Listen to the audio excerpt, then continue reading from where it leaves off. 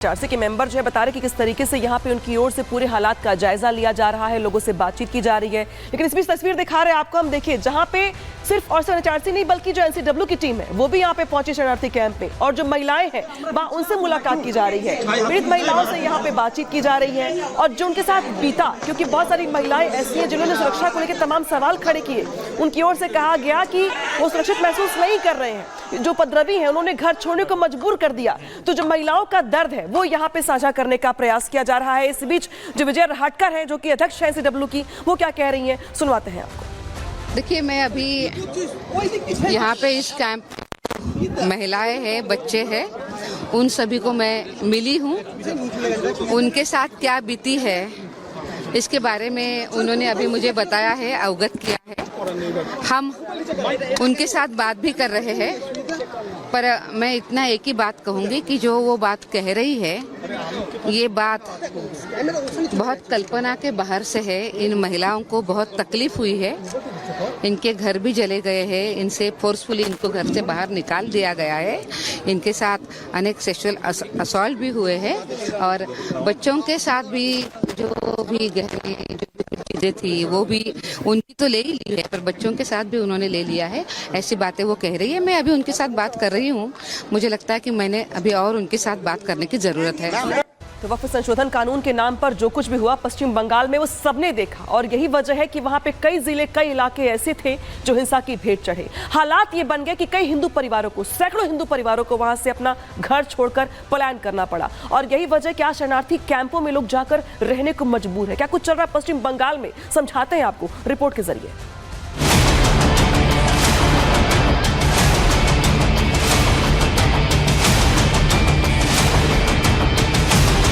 पश्चिम बंगाल के मुर्शिदाबाद हिंसा से पूरा देश सन्न है। मुर्शिदाबाद में हिंदुओं को चुन चुन कर मारा गया, उनके घर फूंक दिए गए। हालात ये है कि हिंसा प्रभावित इलाके के हिंदू अपना घर बार छोड़कर मालदा के एक राहत शिविर में शरण लिए हुए हैं, लेकिन बंगाल की सरकार उनकी सुध लेने को तैयार नहीं है। पश्चिम बंगाल में जो घटनाएं हो रही हैं, पूरे पश्चिम बंगाल में सनातन धर्म को स्वीकार नहीं किया जा रहा। ममता बनर्जी की अगुवाई में उन पर लगातार हमले हो रहे हैं, हिंदू भाई बहनों पर हमले हो रहे हैं। पश्चिम बंगाल की जनता समय आने पर ममता बनर्जी को इसका खामियाजा देगी। पश्चिम बंगाल में लगातार बढ़ रहे हिंदुओं पर अत्याचार से ममता सरकार घिर गई है। वैसे मुख्यमंत्री ममता धर्मनिरपेक्षता का ढिढोरा पीटती है, लेकिन तुष्टीकरण के चक्कर में हिंदुओं पर अत्याचार देखकर भी अपनी आंखें बंद कर रखी हैं। शिवसेना शिंदे गुट के नेता संजय निरुपम ने ममता के इस दोहरे रवैये पर सवाल उठाया है। पश्चिम बंगाल की मुख्यमंत्री सुश्री ममता बनर्जी उस सेकुलरिज्म के नाम पर एक प्रो मुस्लिम पॉलिटिक्स करती है। मुस्लिम वोटों के लिए वो एंटी हिंदू स्टैंड लेती है और कई बार पूरे देश के हित में कोई फैसला हो तो वो इस प्रकार से ढूंढने की कोशिश करती है कि इसलिए मुस्लिम भावनाएं कैसे रिएक्ट कर रही हैं। मुर्शिदाबाद में दंगे की वजह से हिंदुओं के पलायन का मुद्दा भी गरमाया हुआ है।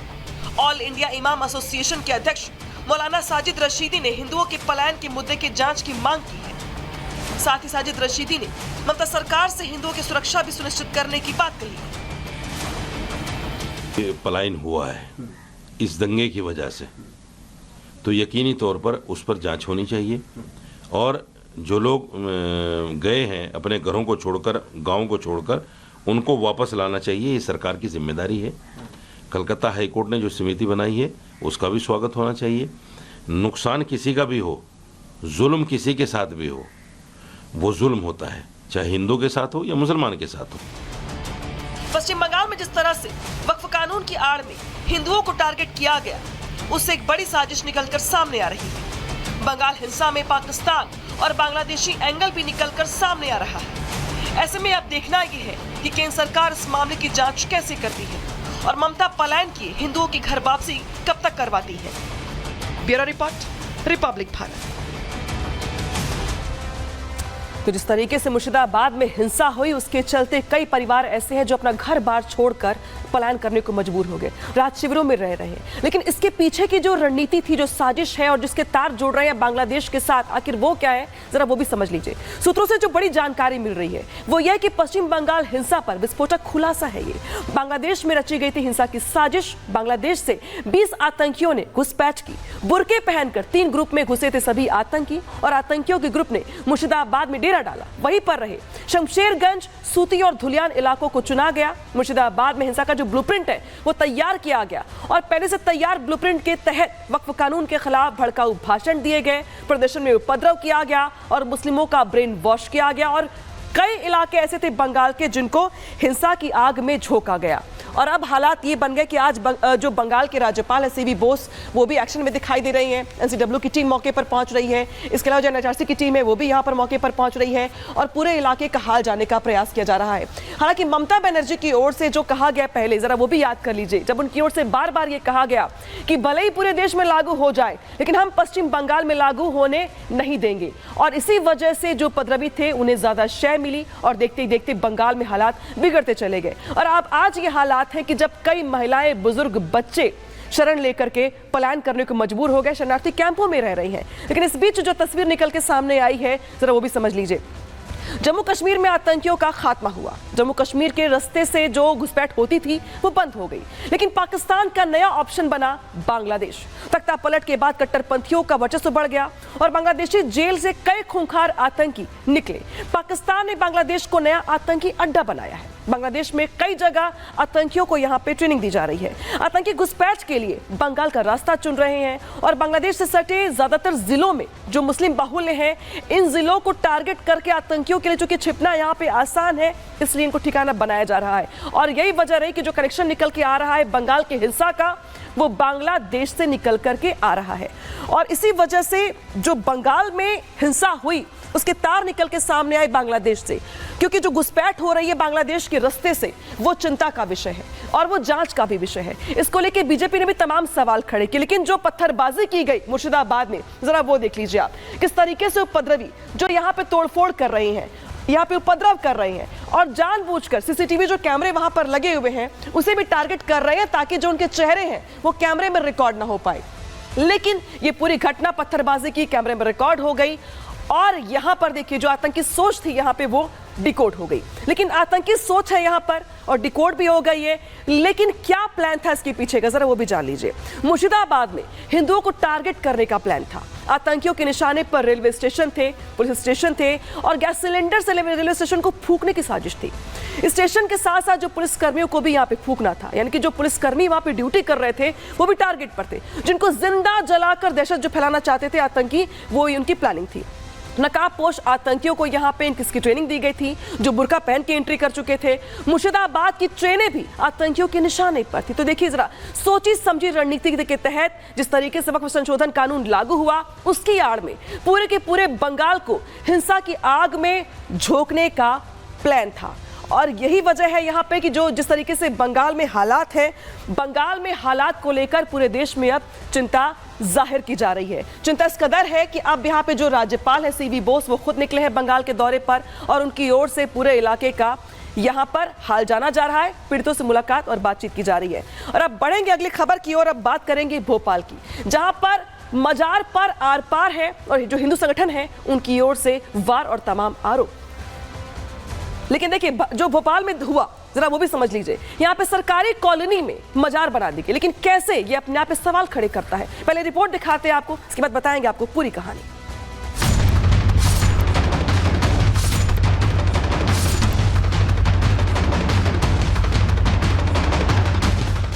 भोपाल में लैंड जिहाद की साजिश, मजार पर आर पार हिंदू संगठनों का बड़ा वार। सरकारी मकान में कैसे बनी मजार। ये तस्वीरें हैं भोपाल के वीवीआईपी तुलसी नगर इलाके की। तुलसी नगर इलाके में लगभग 90% सरकारी मकान बने हैं, जिसमें एसडीएम, एडीएम, सरकारी डॉक्टर, सरकारी इंजीनियर, पुलिस और प्रशासन के अफसरों का घर है। इन्हीं सरकारी मकानों के बीच एक मकान में मजारे देख सभी के होश उड़े हुए हैं। ये मजारे कई सालों से हैं, लेकिन जब शिकायत हुई तो अफसरों का ध्यान इस ओर गया।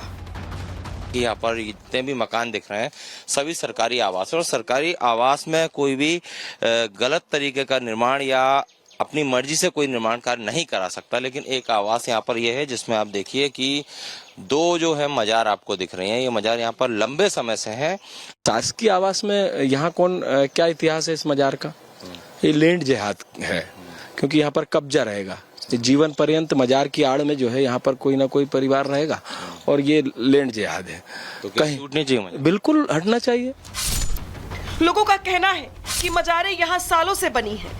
स्थानीय लोगों का कहना है कि कई सालों से यहाँ मजार है। एक महिला ने बताया कि पहले ये घर मुस्लिम कर्मचारी को अलॉट था। पहले यहाँ जावेद भाई करके रहते थे, उनसे पहले भी कोई और रहते थे। और ये मजार कब से है? ये तो मैंने 99 में शिफ्ट हुई थी, जब से देखे जाएंगे। क्वार्टर है, कोई आ रहा है कोई जा रहा है। अब यहाँ किसने क्या करा ये तो अपन को नहीं पता है। हिंदूवादी संगठनों ने इस मजार को लेकर आपत्ति जताई और एसडीएम को ज्ञापन सौंपा। एसडीएम से हिंदूवादी संगठनों ने जांच की मांग की है।